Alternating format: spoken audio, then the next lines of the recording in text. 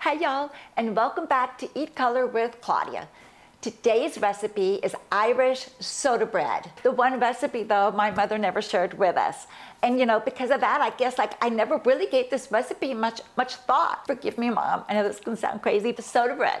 Does that mean like you put soda in your bread while you're cooking with it? Or maybe you pour the soda bread like on top, or maybe like you drink this, oh my gosh. Maybe, or maybe you drink soda with your bread. No to all the above, but I got you covered, you guys, because I did a lot of research on the internet, consulted my friends, consulted family with Irish backgrounds. They gave me the best recipes. And then my family, we taste tested them all, and we came out with the one recipe that we just thought was just over the top delicious. And it happens to be my girlfriend and her mom's recipe, and I'm going to share that with you today. It is just so quick, so easy, and it's like the best. So preheat your oven to 350, and you need like a casserole pan, a round one if you have it. If you don't, it's not a big deal, but like somewhere around a 2 to 3 quart one, and then just take some butter and grease the bottom and the sides. You'll need a large size mixing bowl, and I also put like a little sifter in here just for all the dry ingredients to make it easy. So we need 4 1/4 cups of flour. Here's the first one. 3 tablespoons of sugar, 1 tablespoon of double-acting baking powder, and 1 teaspoon of salt. 3 teaspoons of baking soda, and this is the soda you need, and this is how this Irish baking soda got its name. It's the soda in here that is the leavening ingredient which helps make this bread rise. And I mean, I just can't help but think how there's no yeast in this bread, there's no proofing, no rising time. This is just gonna be so quick once we get all this in here. Now you need 6 tablespoons of butter. And don't just dump the whole thing in there. They advise you to kind of like, you know, cut it in. And I'm not exactly sure if this is exactly how you cut in butter, but this is what I've been doing, and it works out good. So I'm using my fork and pressing in to try and get kind of like a coarse, like crumbly kind of texture. It's like, looks kind of crumbly. This is exactly how you want to do it. Now we need 1 1/2 cups of dark raisins, and just go ahead then and just stir it up. This recipe is easy. Now in a separate bowl, we're going to crack 2 eggs. And now we're just going to want ahead and just stir this up. We don't really want to beat it, but we just kind of mix it a little lightly, just like this.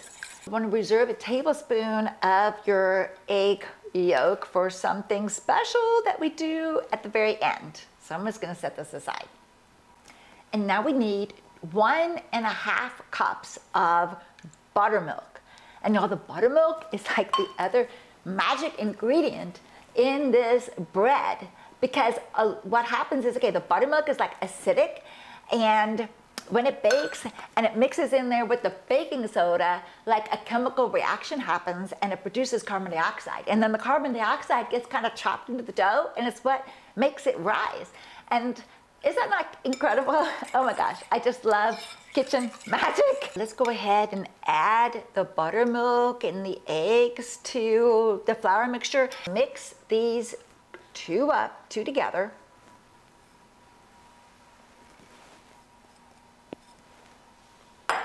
Mix this up the best you can.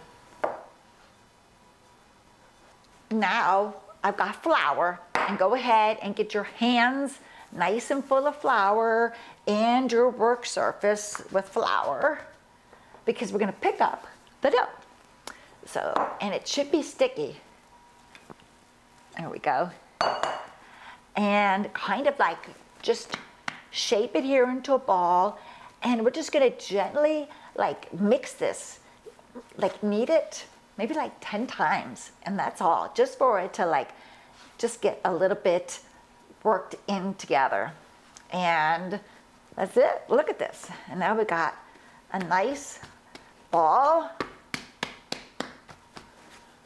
I love it. And then we're going to place it into our greased bowl, just like this. Okay, so now the fun part, y'all. Now we're going to take like a sharp knife and we're going to go in here and we're just going to press into the dough, like about an inch or so in there, and we're going to make the sign of the cross. Oh my gosh, I feel like this is where God's coming in, and we're going to get a really nice blessing when we eat this bread. And then it gets even better because the egg that we've been reserving, go ahead and get like a little brusher now and just brush the egg on top of the dough.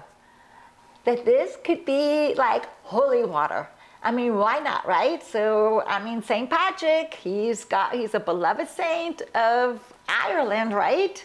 This is what it should look like before we put it into the oven. And now it's going in, hour and 20 minutes, but you know what? I'm gonna check it after an hour and 10 minutes, just to be sure, and I'll stick a sharp knife in there or even a toothpick, and if it comes out clear, you know your bread is done. Look at this.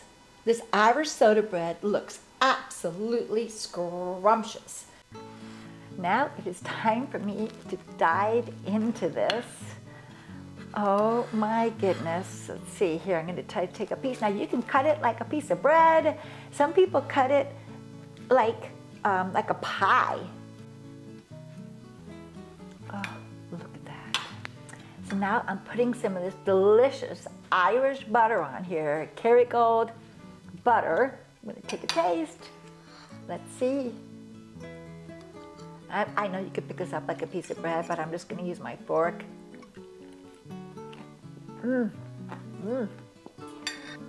It's so delicious. It's light, it's tender, it's not dry at all, but yet it's not moist. It's like a perfect consistency. Enjoy. Have a wonderful St. Patrick's Day. Cheers to the Irish. Until next time, bon appetit.